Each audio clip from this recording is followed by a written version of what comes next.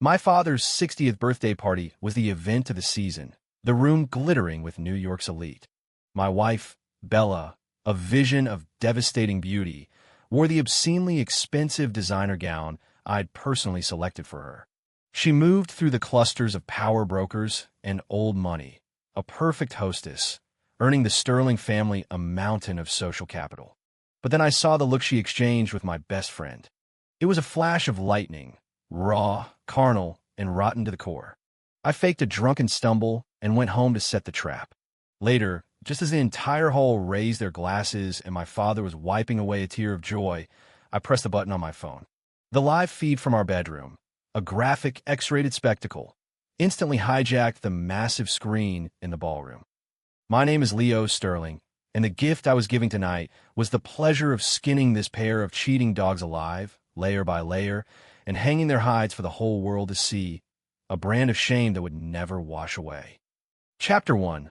A gala shaken, a spectacle unveiled, the gilded doors of the ballroom swung open. It was me, Leo Sterling, holding a bottle of 82 Lafite, a convincing drunken haze plastered on my face, masking the cold fury beneath. I walked back into the glittering chaos of our family's party. Tonight was my father, Robert Sterling's 60th birthday. We'd booked the entire Starlight Pavilion at the Mandarin Oriental, a space that hung over the city like a jewel box. Crystal chandeliers blazed like captured suns, and the air was thick with the scent of money, ambition, and expensive perfume. My father, a man who had clawed his way from nothing to build a real estate empire, sat at the head table, his face flushed with pride as he accepted an endless stream of congratulations. And beside him, the woman in the emerald green, custom-made silk gown that clung to her every curve, her smile a masterclass in elegant restraint, was my wife, Isabella Vance. Bella, Leo, there you are. We were wondering where you'd run off to. Look at Leo's wife, an absolute goddess. If my wife had half of Bella's class. Robert, you've truly won at life. A brilliant son, a perfect daughter-in-law, a true dynasty. The praise washed over them. Bella would offer a slight, gracious nod, her smile never faltering, the very picture of a high society princess. That gown. I'd flown to a private showing in Paris to get it for her. It cost more than most people's cars, and it showcased the body she was so proud of. She was my masterpiece, a flawless work of art I had curated to elevate the Sterling name. I smiled, walking over to her and wrapping my arm around her waist. Her skin was warm and smooth under the silk. Dad had a little too much champagne. Just needed some air, I explained. It's a party, son. Live a little, my father boomed, his happiness infectious. My wife, Bella, leaned into me, her voice a soft, intimate purr. Honey, you're back. I was getting worried. Come on, we need to go say hi to the Thorns. The Thorns, the family of my oldest friend, Ethan. Ethan Thorne, my best friend, the guy I'd known since we were kids learning to ride bikes in the Hamptons. Our families were practically intertwined, our business dealings a complex, inseparable knot.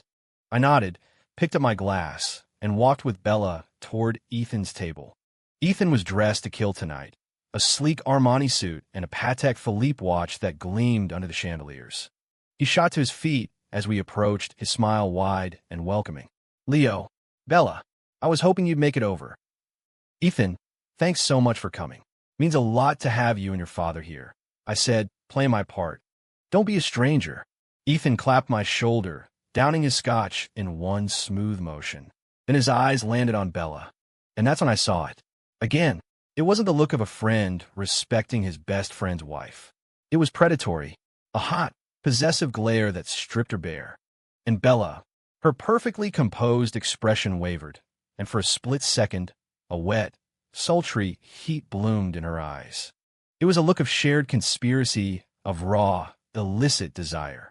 It was the kind of spark you only see between two people having an affair, a silent conversation of lust and adrenaline. I knew it all too well, because I'd seen it countless times when they thought I wasn't looking. The blood in my veins turned to ice. A steel fist clenched around my heart, squeezing so tight I could barely breathe. But on my face, the easy smile remained. I even gave Ethan's shoulder a friendly squeeze. My man, hold down the fort for me, will you? Then, I turned to Bella. Honey, I'm feeling really dizzy. The champagne's hitting me hard.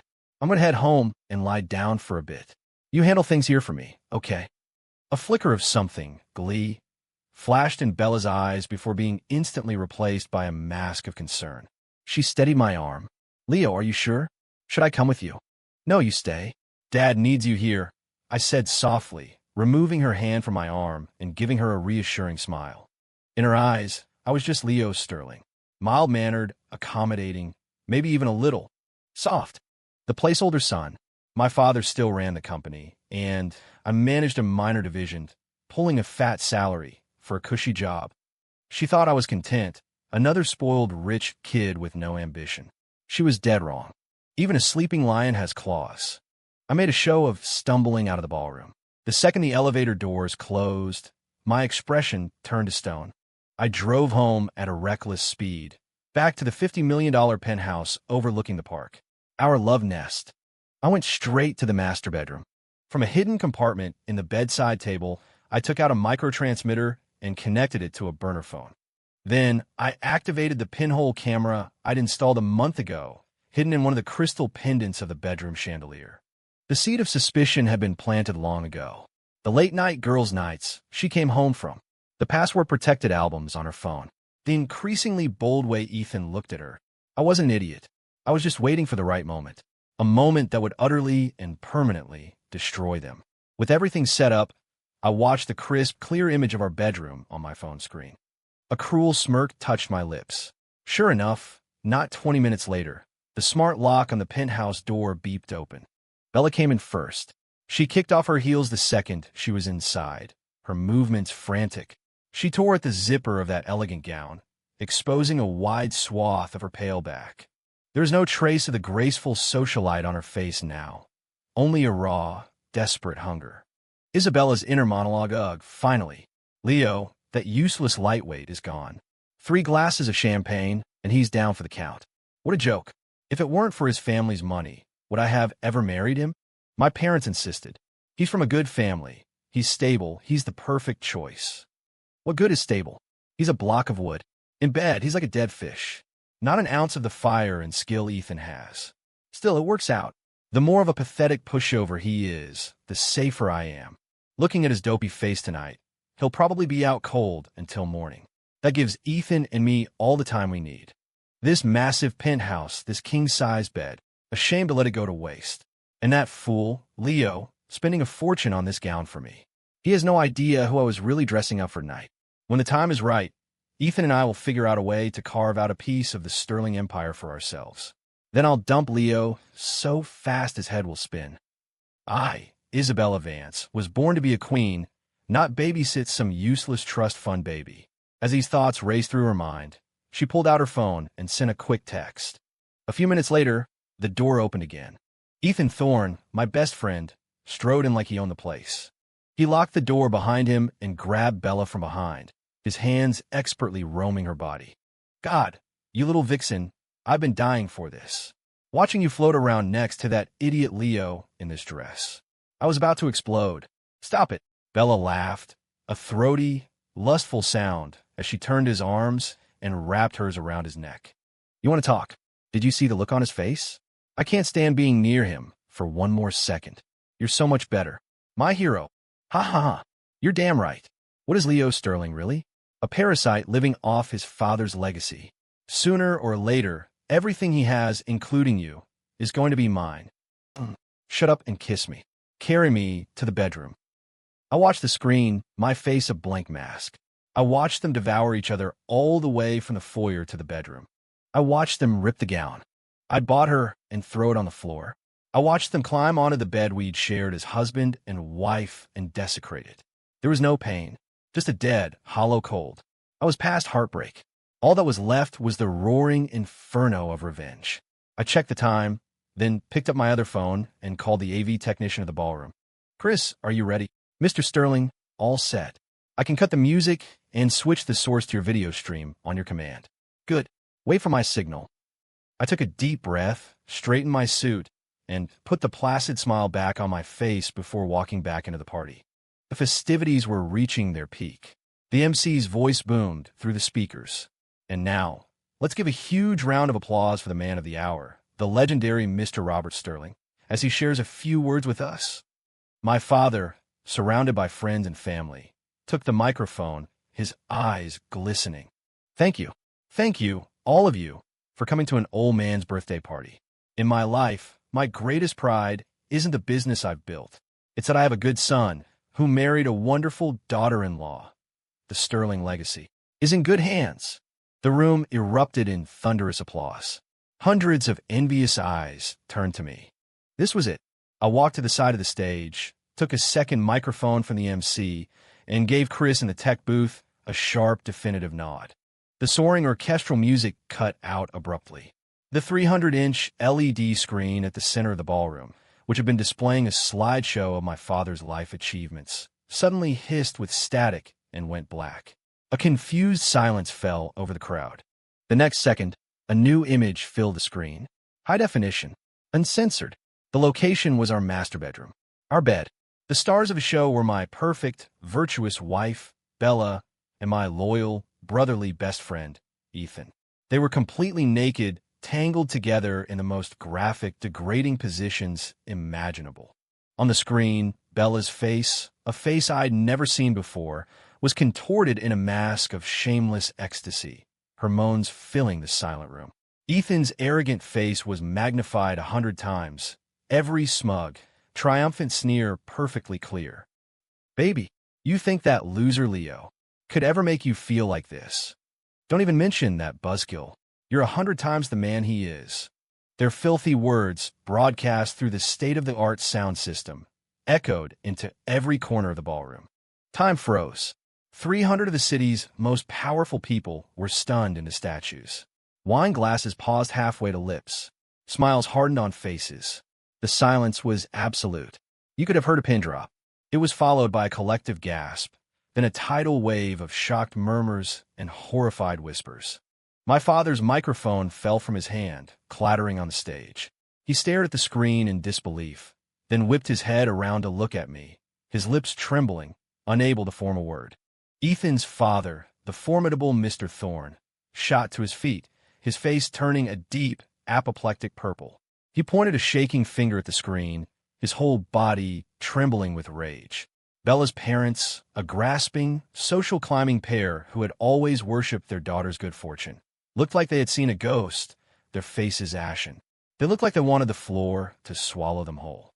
And me, Leo Sterling, standing in the center of it all, slowly raised my glass of champagne. I brought the microphone to my lips. My voice wasn't loud, but it cut through the silence like a surgeon's scalpel. Dad, I am sorry. This year's birthday gift is a little unconventional. This bright, shining humiliation is brought to you by my wonderful, devoted wife and my very best friend. I hope you like it. With that, I drained the glass of red wine in my hand. The crimson liquid felt like blood in my mouth, like the venom and hatred I could finally, at long last, unleash.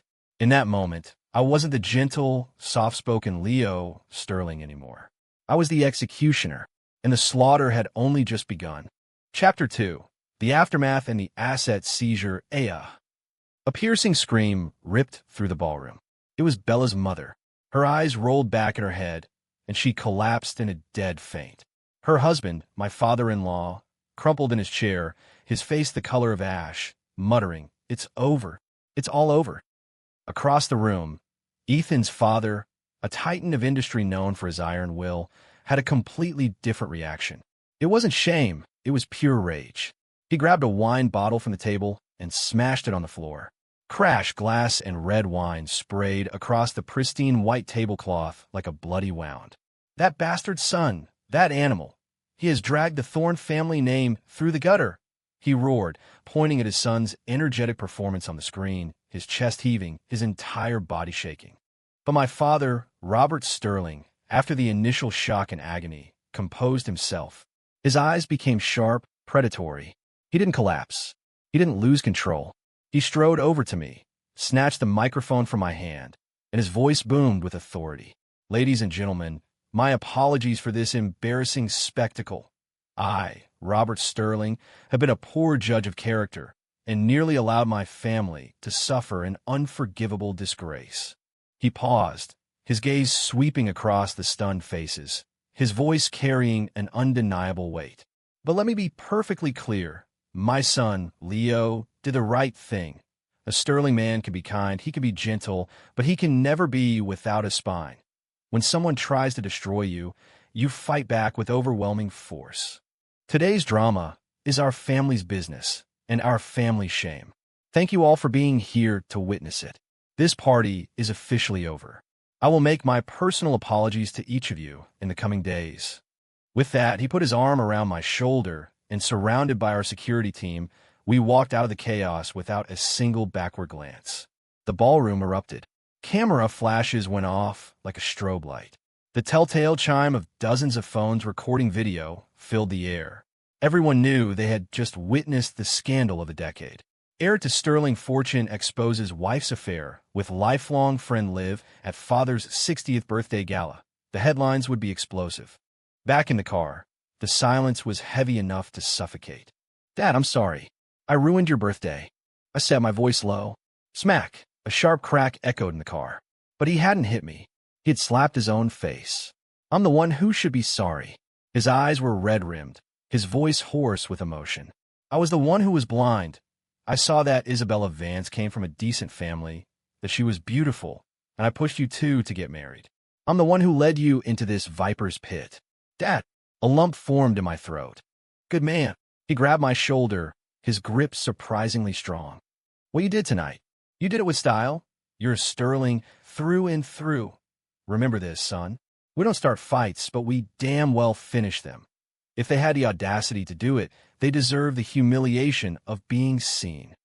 The fire in his eyes burned hotter than my own. "Leo, tell me, what's next? What's your plan? I'll bankrupt this family to help you get the justice you deserve."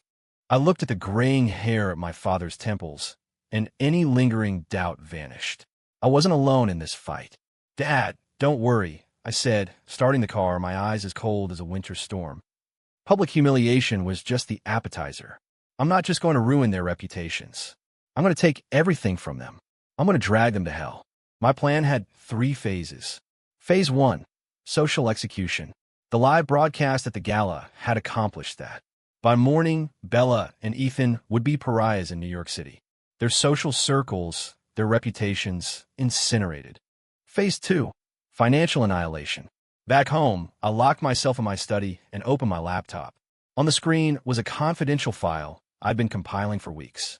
Ethan Thorne. He'd always been arrogant about his Ivy League education, starting his own architectural design firm after graduation. It looked impressive from the outside, but I knew he'd cut corners to land big projects, swapping out premium imported materials for cheap knockoffs, tax evasion, paying kickbacks to clients. He was careful, but he'd made one mistake. His firm's CFO was a guy I knew from college. 3 years ago, I'd recommended him for the job. Over the past month, under the guise of reviewing financials for a potential joint venture, I had my old friend copy every single dirty file in Ethan's company. Without a moment's hesitation, I attached the complete evidence package to an anonymous email and sent it to the IRS, the New York State Department of Financial Services, and the District Attorney's Office. At the same time, I sent the most damning evidence, the proof of him using substandard materials, to his biggest competitor, Vanguard Consolidated. Business is war, and I knew Vanguard CEO would be delighted to help hammer the final nail in Ethan's coffin. With that done, I turned my attention to my next target, Isabella. Bella hadn't worked a real day in her life since college. Using her stunning looks and her status as Mrs. Leo Sterling, she'd built a career as a minor lifestyle influencer. With a few 100,000 followers across her social media, her days consisted of posting photos of new handbags, visiting trendy restaurants, and landing endorsement deals with luxury brands. She was easily clearing 7 figures a year. Her entire existence was built on a carefully crafted public image. I smiled. I took the X-rated video from the gala, edited it down to the most shocking highlights, and using a dozen burner accounts, I uploaded it to Twitter, TikTok, Instagram, and every other major platform. Then, I paid a network of online promoters to get it trending. Hashtag Sterling Gala Scandal, hashtag Bella Vance Cheats, hashtag Worst Birthday Ever. Every hashtag was engineered to be pure, irresistible clickbait. I refreshed the page. In just 10 minutes, the video had over 1 million views. The comment sections were a raging dumpster fire of disgust and mockery. Holy SHD, it's like a real-life soap opera. I used to follow her on Instagram. She always acted so classy and perfect. Guess it was all a lie. Feel bad for Leo Sterling. That's not just a little cheating. That's a public execution. Ethan Thorne, isn't he that visionary architect guy? Gross. You never really know people. Bella, you love the spotlight. You live for your curated, perfect image. Well, now I've stripped you bare and given you the starring role in a national scandal. Enjoy your debut. Isabella's perspective. At that moment, Bella and Ethan were spiraling into a pit of sheer panic. They had been on the bed in the penthouse, completely oblivious, when a video went live. It wasn't until Ethan's phone started blowing up with a relentless series of calls from his father that they knew something was wrong. When Ethan finally answered and heard his father's strangled, furious roar, and then saw the video clips his friends were frantically sending him, his world stopped. The phone slipped from his hand and shattered on the floor. Bella was still clueless. "What is it, Ethan? Who was that?" Ethan's face was ghost white, his lips trembling as he pointed a shaking finger at her, unable to speak. Then Bella's phone began to vibrate uncontrollably. Her group chat with her friends had exploded. Countless photos from the event, short video clips, and then the full, high-definition video that left them with nowhere to hide. "Ea!" Bella's scream was even more shrill than her mother's. She snatched her phone, and when her brain finally processed what she was seeing, the room started to spin. Her entire world was collapsing. How could this happen? Leo. It was Leo. The realization hit her like a physical blow. That spineless worm. How dare he?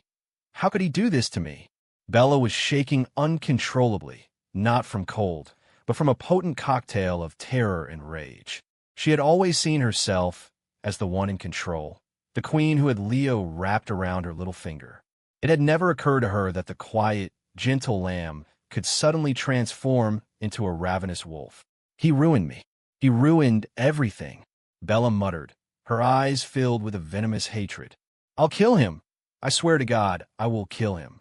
She was still trapped in her own warped logic, believing that Leo's retaliation was the crime, not her own shameless betrayal. Ethan, however, was starting to grasp the full scope of the disaster. "It's over. We're completely finished." He clutched his head, groaning in despair. "My father is going to disown me. My company." Just then, his phone rang again. It was his CFO, my college friend. "Mr. Thorne, it's bad. The IRS and the DA's office just called. They said they received a formal complaint with evidence. They're freezing all our corporate accounts and sending in a forensic team to investigate everything." What? It felt like a lightning strike. But it wasn't over. Another call came in immediately after. It was his project manager. "Mr. Thorne, that Southside development project we were competing with Vanguard for. Vanguard just submitted a dossier to the client with proof that we've been using inferior building materials. The client is terminating all our contracts and suing us for breach and massive damages." One punch after another. Each one was a perfectly aimed body blow. Ethan collapsed to the floor, finally understanding. This wasn't just about catching them in the act. This was a premeditated, multi-front, annihilating assault. Leo Sterling, the pushover he'd always despised, was using tactics he couldn't even imagine, dragging them both into a bottomless abyss. And me, sitting in my study, watching the dominoes fall, had a cold smile on my face. It wasn't enough. That was only phase 2. My third and final phase was the cruelest. I called it salting the earth. I dialed my lawyer. "Mark, get the papers ready. First thing tomorrow morning, file for divorce. The terms are non-negotiable. First, on the grounds of flagrant infidelity, causing extreme emotional distress and public humiliation, Isabella gets nothing. She walks away with only the clothes on her back. Second, we liquidate all marital assets. And, for the record, this penthouse was bought and paid for by me before the wedding. It's solely in my name. The 2 cars in the garage, a Ferrari and a Porsche, are also registered to me. As for her collection of handbags and jewelry, I have the receipts for every last piece. Third, and this is the most important part, 3 years ago, Bella's parents wanted to start a small business. They were short on capital. As a favor to me, my father loaned them $5 million under my name. I have the signed promissory note and the wire transfer records. I want that money back. Now, with interest. There was a sharp intake of breath on the other end of the line. Leo, my God, you're not just ruining her. You're going to destroy her entire family. I laughed, a sound devoid of any warmth. Mark, I've always believed in one simple principle. When you pull the weeds, you have to get the roots too. Chapter 3. The depths of despair and a darker truth overnight. The world I knew had been remade. The next morning, every local news outlet, financial blog, and social media feed was dominated by the sterling Gallagate. The X-rated video, though quickly scrubbed from major platforms by moderators, had already been saved and shared thousands of times. It lived on in private messages and encrypted files, spreading like a virus. Bella and Ethan were infamous.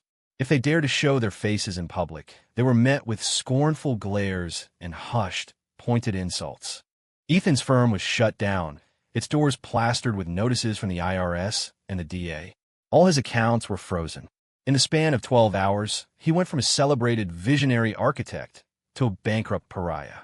With his empire crumbling, his fair-weather partners turned on him, calling in debts and adding to his legal woes.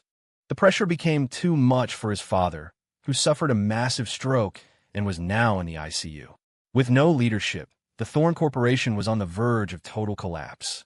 The family, in a move of brutal self-preservation, completely cut him off. His condos, his cars, everything was seized by banks and creditors. He was thrown out on the street like trash. Bella's fate was, in many ways, even more miserable. Her social media accounts were permanently banned. Every brand she had a contract with terminated their agreement and sued her for damages to their reputation, totaling millions of dollars. Her parents, who valued money and status above all else, didn't comfort their daughter. They disowned her. How could we have raised such a shameless creature? You've brought disgrace to this entire family. You need to go beg Leo for forgiveness. Apologize to him before you drag us all down with you. But their desperate pleas were answered not with my forgiveness, but with a court summons and a demand for the immediate repayment of their $5 million loan. The moment they saw that official notice, Bella's mother had another, more serious collapse. This time, she was rushed to the hospital with a stress-induced heart condition. Her father became a raving lunatic, calling me and screaming that I was a heartless monster, a demon. My only reply was a cold. You were singing a different tune when you cashed the check. A debt is a debt. Bella was completely broken. The landlord of the apartment she kept on the side, an apartment I paid for, kicked her out. My lawyer, Mark, systematically repossessed every luxury item I had ever purchased for her. Her bank account contained a pathetic sum, not even enough to cover the first round of legal fees from the brand suing her. In 3 days, she had fallen from a penthouse princess to a gutter rat. Desperate and with nowhere to go, she met with Ethan at a seedy motel on the edge of the city. Two former lovers, now united only by their shared ruin. They both looked haggard, with dark circles under their bloodshot eyes. "This is all your fault," Bella shrieked, launching herself at Ethan, her nails clawing at his face. "If it wasn't for you, none of this would have happened. You promised you'd take care of me, that you'd give me a better life. Look at us now, you pathetic loser." Ethan shoved her off, his eyes burning with his own toxic resentment. "My fault. Don't you dare play the victim, Bella. Who was the one who came onto me? Who was the one who told me Leo was a passionless weakling you couldn't wait to leave? Did you think I didn't know what you were after?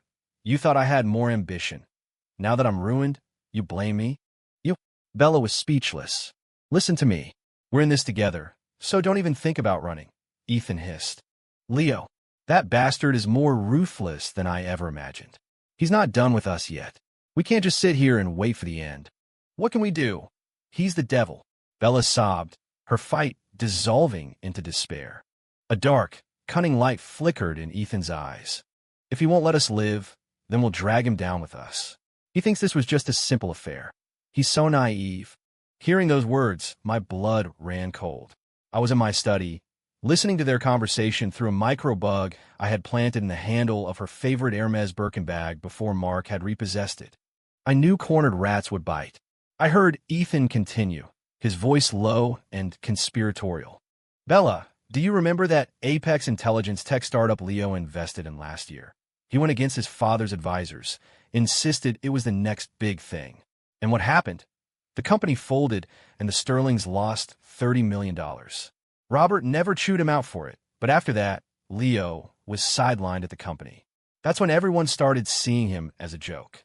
Bella sounded confused. "Yeah, I remember. So what? So what?" Ethan laughed, a bitter, ugly sound. "You really think that was because of Leo's bad judgment? I set the whole thing up.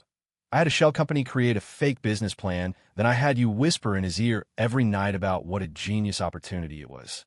You convinced him it was a sure thing. Then I worked with a guy on the inside to divert most of the Sterling investment offshore. Of that $30 million they lost, $15 million went straight into my pocket. That moron Leo still thinks he just made a bad call. He feels so guilty about losing his father's money. He's been beating himself up about it for a year." "What?" Bella was stunned. I never knew about that." "Of course you didn't," Ethan scoffed. "Your job was just to keep him distracted and wrapped around your finger.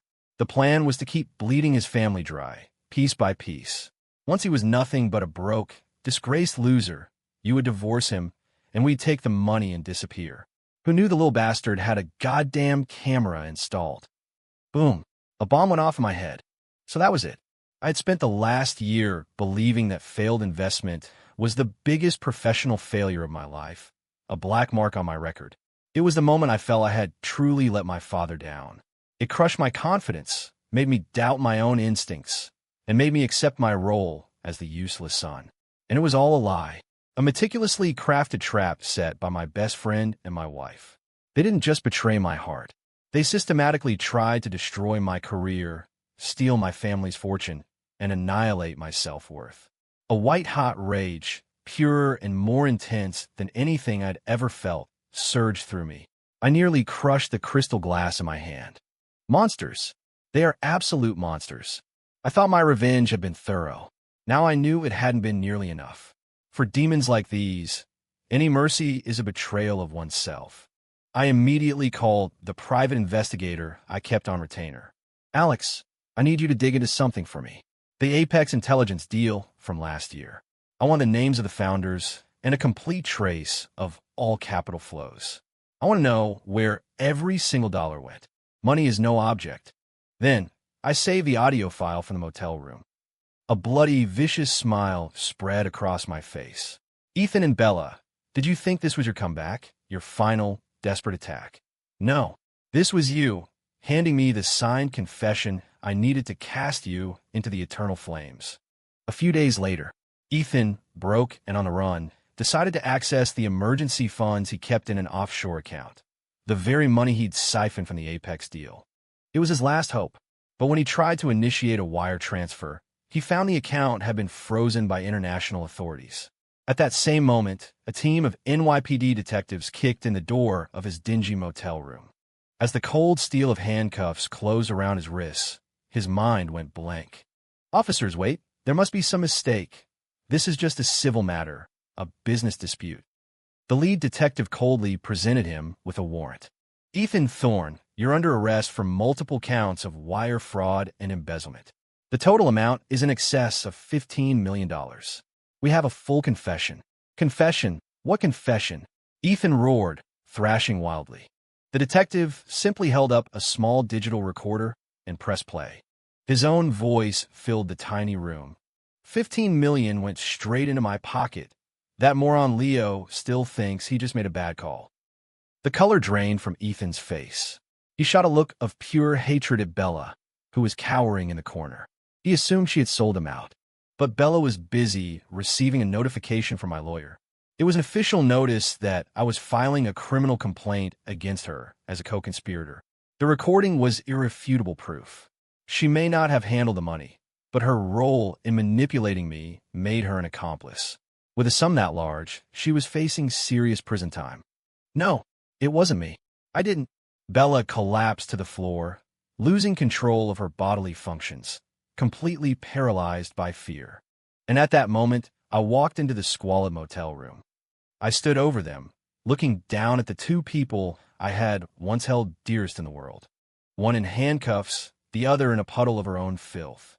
"Surprise," I said softly, my smile utterly demonic. "Leo, you son of a bitch, you'll burn in hell for this." Ethan screamed, his voice raw with hate. "Hell." I walked over and crouched down, looking him directly in his bloodshot eyes. "When you two worked together to steal my father's hard-earned money, laughing at me behind my back like I was a fool, what do you think you were then? When you were screwing in my bed, planning how you would bankrupt my family, did you ever think this day would come?" I stood up, turning my back on him to face Bella. She looked up, her once beautiful face now a grotesque mask of tears and mucus. "Leo, honey, I was wrong. I was so wrong. Please forgive me. For everything we once had, please let me go. I don't want to go to jail. I'll do anything. Please." She started to crawl towards me, trying to grab my leg. I kicked her away, not hard, but with dismissive finality. "Everything we once had?" I laughed, the sound dripping with scorn. "Bella, the moment you betrayed me, we had nothing. And as for forgiveness," I leaned down close to her ear, my voice a whisper that only she could hear. "Maybe in the next life. In this one, I have only one gift left for you both. Damnation." Chapter 4. The Abyss and the Awakening. What does damnation look like? For Ethan Thorne, it was the cold finality of a prison cell, the crushing weight of endless regret, and the vacant look in his eyes when the judge sentenced him to 15 years in a federal penitentiary. To protect itself, his family had completely disavowed him. His life, which had been a symphony of success, ended with a dissonant, shameful clang. For Bella, damnation was a much slower, more meticulous form of torture. My legal team played her situation brilliantly. Instead of pushing for a prison sentence for her role as an accomplice, we offered her a deal, a plea bargain. The terms were simple. She had to sign a full, detailed confession outlining exactly how she and Ethan had conspired to manipulate me into the disastrous investment. Her testimony would be the final nail in Ethan's coffin, ensuring he was painted as the undisputed mastermind. To save their only daughter from a prison sentence, her parents sold their house, cashed in their retirement funds, and borrowed from anyone who would listen until they had scraped together the $5 million they owed me, plus interest. The moment the money was in my account, I dropped the criminal charges against Bella. She was free, but her freedom was a cage more torturous than any prison. She was broke, saddled with millions in debt to the brand she'd defrauded, and her name was toxic. No reputable company in New York would hire her. Her parents, now destitute because of her actions, were forced to move into a cramped, squalid apartment in a bad neighborhood. The looks they gave her were filled with nothing but contempt. The former socialite couldn't even get a job as a cashier at a convenience store. The moment anyone recognized her, she was met with sneers and public ridicule. The only work she could find was the kind that was punishing, anonymous, and beneath notice. I kept tabs on her through my private investigator. She got a job as a dishwasher in the back of a restaurant. Greasy, scalding water, endless hours on her feet, surrounded by the stench of garbage. The hands that were once perfectly manicured for showcasing diamond rings were now red, raw, and covered in blisters. Isabella's inner monologue, "It burns. God, the water is so hot. My hands. It's disgusting. This smell. Worse than a dumpster. I'm going to be sick. Why? How did this happen to me? I'm Isabella Vance. I was Mrs. Sterling. I belong in a penthouse, having brunch. Not scrubbing filth off plates. It's Leo. That monster, Leo. He did this to me. He destroyed my life. Why didn't he just let me go to prison? This is worse than being dead. This is a living hell." In the beginning, her heart was filled with hate. She hated me. She hated Ethan. She hated her parents. In her mind, she was the victim. But reality has a way of slapping you awake. When the head chef screamed at her face for being too slow. When she dropped a stack of plates, and the cost was docked from her meager wages. When she dragged her exhausted body back to her tiny room to eat stale bread while the smell of her neighbor's cooking drifted through the thin walls. When she looked in the mirror and saw a gaunt, sallow-faced stranger staring back. The rage slowly cooled into a numb acceptance. And out of that numbness, a question began to form. How'd she get here? Was it Leo's cruelty? Yes. Ethan's greed?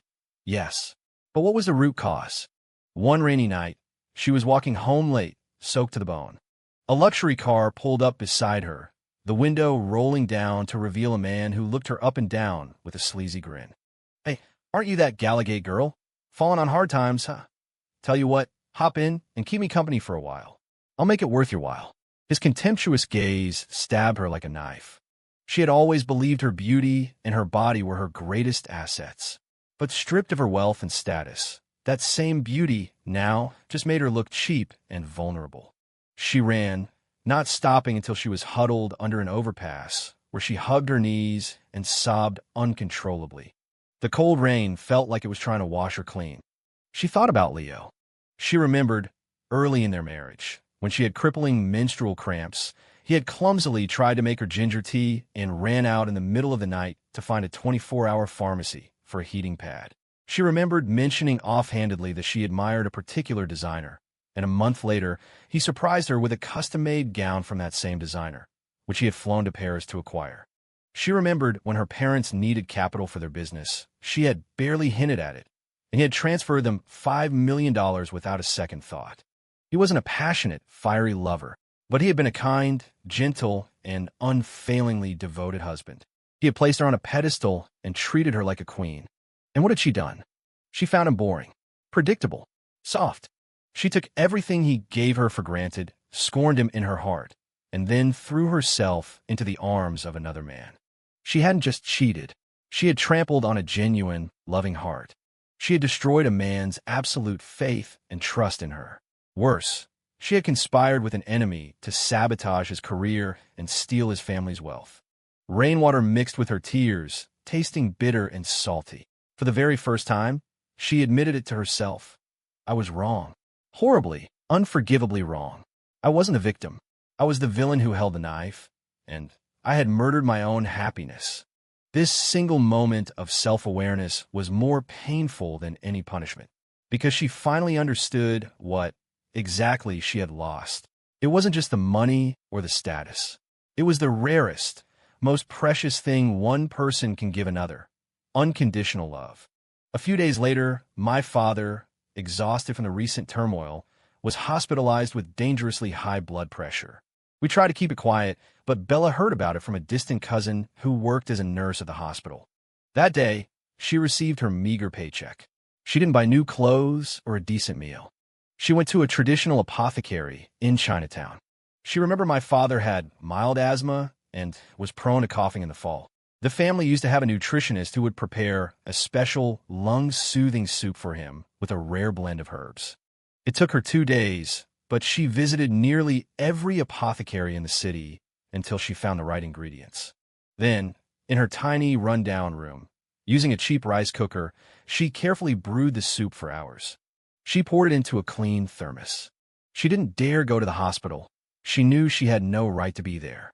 She stood on the street corner opposite the main entrance for 3 hours in the cold, waiting. Finally, she saw me walk out and head toward my car. Summoning every ounce of courage she had, she ran across the street and stood in front of my car. I rolled down the window. My expression turned to ice when I saw it was her. She was wearing old, faded clothes, her hair was dull, and her face was etched with a timid, fearful expression.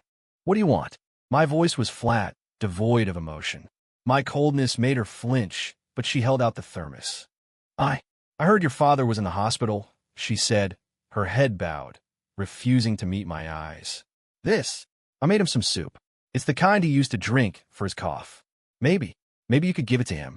I looked at the cheap thermos, then at her hands, raw, chapped, and scarred. I didn't take it. "You really think my father would touch anything you made?" I sneered. "You think this pathetic gesture makes up for anything?" Her face went pale, and her eyes welled with tears, but she fought to hold them back. I'm not trying to make up for anything," she whispered, her voice hoarse. "I know what I did is unforgivable. I just wanted to do one right thing." She placed the thermos on the hood of my car and then gave me a deep, formal bow. "I'm sorry." With that, she turned and ran, her thin frame quickly swallowed by the darkness. I sat in my car for a long time, not moving. On the hood, the thermos radiated a faint warmth. Something inside my chest, something I'd thought was long dead, stirred. The hate was still there, vast and deep as an ocean. But on the surface of that black water, for the first time, there was a ripple. Chapter 5. A Path to Penance, a Future Unwritten. I never gave my father the soup. I poured it down a storm drain. I couldn't forgive her. I didn't want to forgive her. But after that night, it seemed Bella truly had changed. She no longer raged against her fate. She simply worked, silently and tirelessly. She found a new job with a commercial cleaning company. It was harder than washing dishes and carried even less dignity, but it paid slightly more. Every day, she woke before dawn to catch the first bus of the day, traveling to the same kind of luxury apartment buildings and high-rise offices she once frequented as a resident and a guest. Now, she was there to clean them. She knelt on marble floors, scrubbing them spotless. She climbed ladders to dust chandeliers. She put on rubber gloves and cleaned filthy bathrooms. The doorman who once greeted her with a deferential Mrs. Sterling now looked straight through her. The wealthy women whose lives she once embodied would subtly cover their noses as they walked past. She bore it all. She divided her monthly earnings into 3 parts. One part covered the bare-bones living expenses for her and her parents. The second she put aside, sending payments through a lawyer to slowly chip away at the massive debt she owed the brand she'd worked with. The small amount left over, she donated anonymously to a children's charity. My private investigator continued to send me reports on her activities. Reading them stirred a complex mix of emotions in me. I won't deny the satisfaction I felt seeing her brought so low. It was the taste of victory, but beneath it, something else was growing. A year passed. My father made a full recovery. Under my leadership, Sterling Enterprises thrived. I had purged the company of its dead weight, adopted a more aggressive strategy, and successfully expanded into new markets. No one called me a pushover anymore. I hadn't thought about Bella in months. Then, one day, my lawyer Mark scheduled a meeting. "Mr. Sterling, Ms. Vance asked me to give this to you." He handed me an envelope. Inside was a debit card and a short letter. The handwriting was clumsy, a far cry from the elegant script I remembered. "Leo, please forgive the intrusion. The card has $100,000 on it. It's everything I've managed to save this past year after expenses and debt payments. I know this amount is nothing compared to the losses you and your family suffered. It's a pittance, perhaps even an insult. I'm not trying to buy your forgiveness with it. I know I have no right to ask for that. I just want to, in my own small way, begin to atone for the damage I caused. I've had a lot of time to think this past year. I finally understand that I didn't just destroy your trust and our marriage. I destroyed my own humanity. I was so blinded by greed and vanity that I shattered the most precious thing in my life. Every day now is an act of penance, not just for what I did to you, but for the ugly person I used to be. I know there is no future for us. Please throw this letter away after you read it. But please take the card. If you don't, I will only continue to send what I save. Think of it as a sinner's small, insignificant repentance. Be well, Isabella." My fingers tightened on the letter. $100,000 was nothing to me. But for her, it represented a year of grueling labor, of humiliation, of subsisting on next to nothing. Like the soup, it was a payment made with the only currency she had left. After a long silence, I told Mark, "Accept the money, and tell her she doesn't need to send any more." Mark nodded. "There is one other thing. Ethan Thorne has been causing trouble in prison. His sentence may be extended." His family reached out to Ms. Vance. They offered her a substantial amount of money to recant her testimony and claim she was the mastermind, which would reduce his sentence. My brow furrowed. "And what did she say?" "She refused," Mark replied. Her exact words were, "I've already committed one crime. I won't commit another. He needs to pay the price for his actions. So do I." When I heard that, the mountain of ice in my heart finally began to thaw. A crack appeared. She was taking responsibility. She was choosing right from wrong. She was no longer the selfish, blame-shifting woman I had destroyed.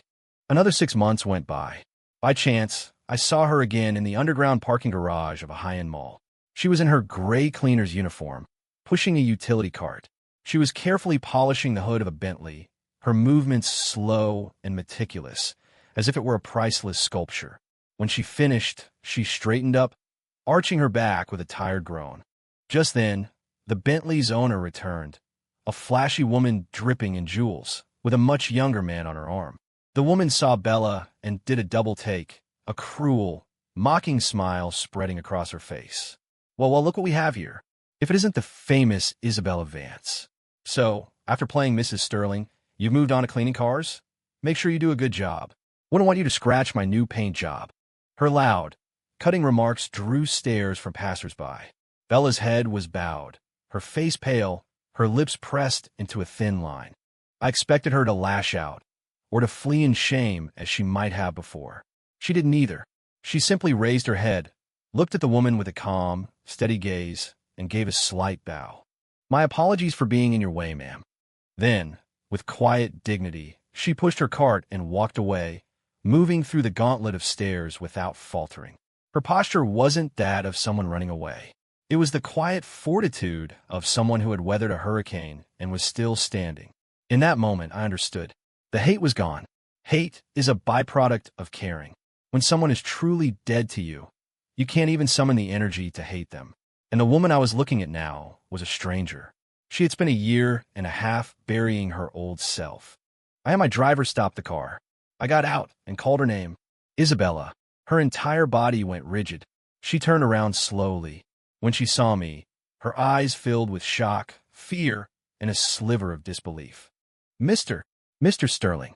She instinctively hid her chapped, work-worn hands behind her back. We stood in silence for a long moment. Finally, I spoke, my voice as calm and still as a forest pool. My father is doing very well, and the company is doing better than ever. She stared at me, confused by my sudden update. I looked at this woman I had once loved and once loathed and said, clearly and deliberately, what happened in the past? Let's stay in the past. The Isabella Vance I destroyed at that birthday party. I don't hate her anymore, because she no longer exists. And you? I watched as tears began to well in her eyes, carrying with them a fragile, hesitant hope. You're someone new, and I have no right to judge a new person for old crimes. This was my final verdict. I was forgiving, not forgiving her for the betrayal. That could never be erased. I was forgiving her to set myself free. I was letting go of the all-consuming hatred that had defined me, finally stepping out of the nightmare. Bella began to cry. Silently, tears streamed down her face. She didn't say thank you. She didn't say she was sorry. She just stood there and let the tears fall, tears of regret and tears of release. As for us, I paused, looking off into the distance. There is no us. A shattered mirror can't be made whole again. There's a chasm between us that can never be crossed. But I hope you continue on the path you're on now. I hope you build a good life for yourself. With that, I turned and walked away, and I didn't look back. My revenge was complete. I had brought them to utter ruin, but I had also witnessed the slow, painful rebirth of a soul from the ashes. I had won the war, and in doing so, I had finally found peace. As for the future, we would each walk our own separate paths. Mine was a wide, open road, leading the Sterling dynasty to new heights. Hers was a steep, arduous climb, a path she would have to walk one difficult step at a time to earn back her own self-respect. Our stories would never intersect again, and that, perhaps, was the best possible ending. I got in my car. The sun streamed through the window, warm and bright on my face. The gift I had presented at that long-ago birthday party had, at last, served its purpose. The show was finally over,